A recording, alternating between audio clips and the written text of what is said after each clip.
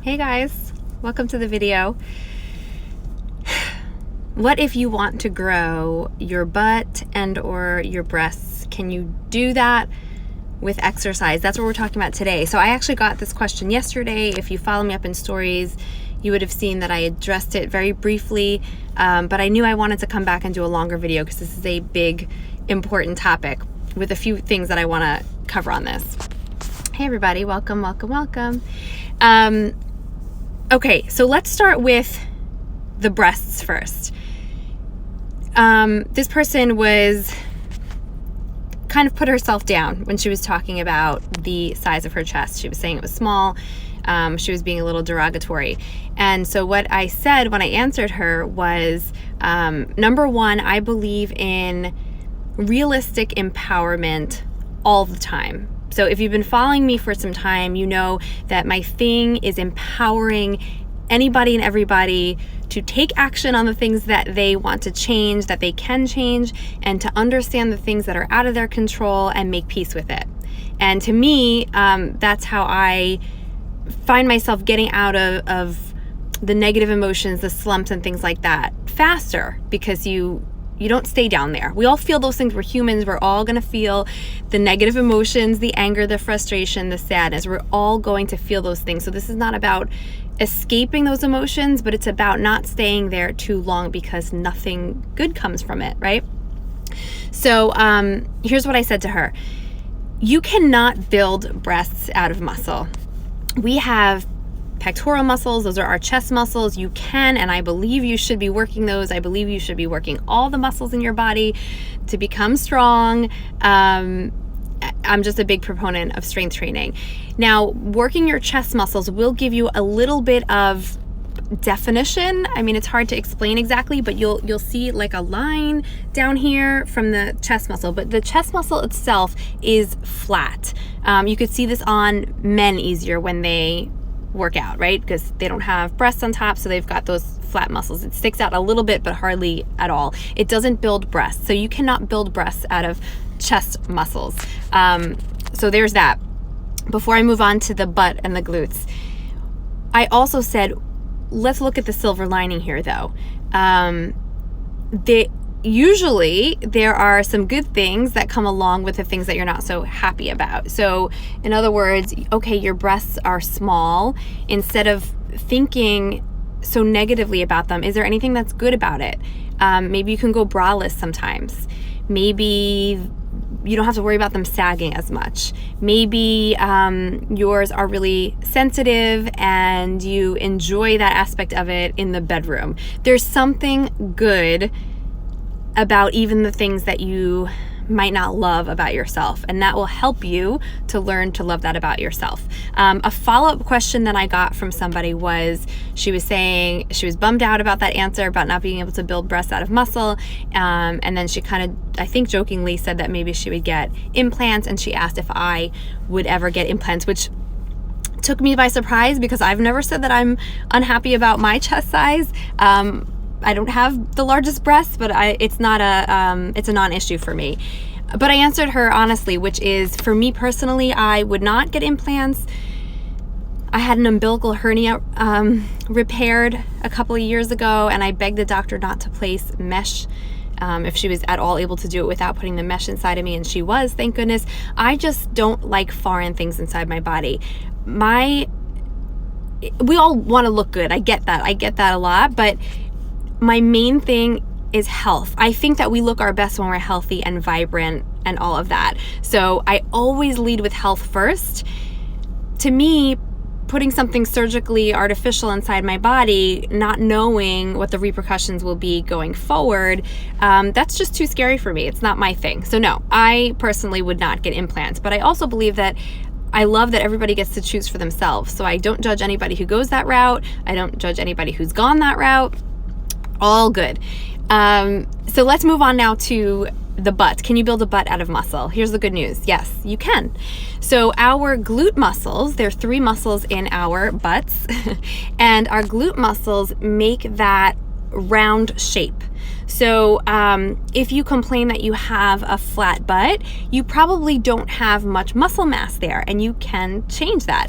So what would be the fastest way to change that? Like if you didn't care about the rest of your body, you didn't care about your health, and your only goal was to grow your glute muscles, what would be the fastest way? Well, you would eat a ton of calories because we need the energy to be able to make muscle. You would make sure that a large percentage of your daily intake is coming from protein, because protein specifically are building blocks to be able to make that muscle, right? So you're building a house out of bricks. You need more bricks if you want a bigger house, right? So the protein are the bricks to your muscles. So you would need enough of that. And then number 3, and this is a huge part of it, is you would need the right strength training program that is going to progressively overload and challenge those muscles. What does progressive overload mean? It just means that it gets harder over time. You can do this by increasing weight, you can do this by increasing sets, you can do this by increasing reps, decreasing time between sets, increasing range of motion, training more frequently. There's so many different ways. You can add bands to other exercises. There are lots and lots of ways. So whether you're working out in a gym or working out from home or working out at a park or whatever, there's always ways that you can progressively overload in order to keep challenging those muscles. And what does that do? Well, what happens when you're working out your muscles is if it's really hard, it's got to be hard for you. It doesn't matter if it's the same weight as somebody else, but if it feels hard for you, that is the key. If it feels hard and you're able to maintain proper form, that's really the key. Because what that means is it's telling your body that, hey, we're not quite strong enough for what is being demanded of our body right now. I better get to work, put on some muscle, get stronger before the next time that this happens, this challenge happens, right? So you do your workout, that's what you're inputting. You're telling your body it needs to get stronger. Then in between your workouts, you're resting, you're recovering, you're sleeping, and that's when you get stronger. You actually get stronger when you're resting.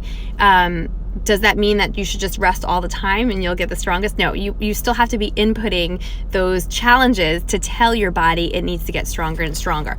What would the opposite of that be? Well, if you just sat on the couch all day long and you never worked out those muscles, your body would start to get rid of its muscle. So in other words, your butt will get flatter and flatter and flatter. This goes for all muscles all over your body, but the question was specifically about this, which is why I'm talking about this.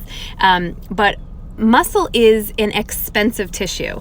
Muscle requires a lot of energy, which is why when we put on muscle, we can increase the amount of food we eat because a lot of our nutrition is now going to our muscles.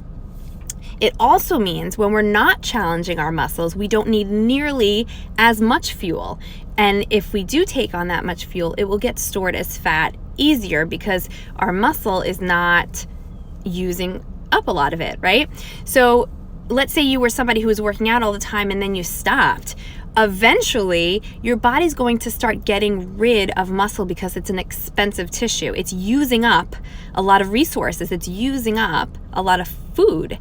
And it doesn't want to do that because it wants to make sure that you're okay if a famine comes. And if a famine comes and you've got all this muscle mass on you, you're going to be requiring a lot more fuel, and your body doesn't want you to have to do that. So it will start to down-regulate your metabolism, and one of the ways it does that is it starts to get rid of muscle. So your body is constantly rebuilding itself over and over and over, and it's rebuilding itself based on the input that you're giving it. So it's rebuilding itself and going, do I need to get stronger? I have a neighbor coming out that's probably thinking that I'm crazy right now. Talking to my phone. Okay, do you need to get stronger? Do you need to get weaker, right? Do you need to be letting go of some of this muscle because you're not using it up? Do you need to be getting bigger? Are you taking in more fuel than you're using up? So now you're going to become a bigger person because you're storing more of this. Are you using up less? You're going to become a smaller person. Basically, your cells and everything's always regenerating all the time. I think a lot of people don't realize that they are bodybuilders. We're all bodybuilders because we're constantly building our body based on the things that we're inputting. So back to the original question, and I'm going to wrap it up right here. Can you build breasts and or a butt from muscle. My quick answer then to this, if I had to do it and wrap it up in 2 seconds, you cannot build breasts out of muscle. You can build a butt out of muscle. Hope this was helpful. If you have any questions, let me know. I'm gonna go back and say hi to some of you guys. Oh, so many of you joined me live today. Thank you. Hey, everybody. All right, hope you have a wonderful Wednesday. If you are in New York like I am, I hope you're excited for the snow we're gonna get. We hardly ever get a snowstorm in December, and it's been a few years since we've actually gotten like any good snowstorm. So I'm really excited. I'm like a little kid, and I hope you're excited too. Have a good day.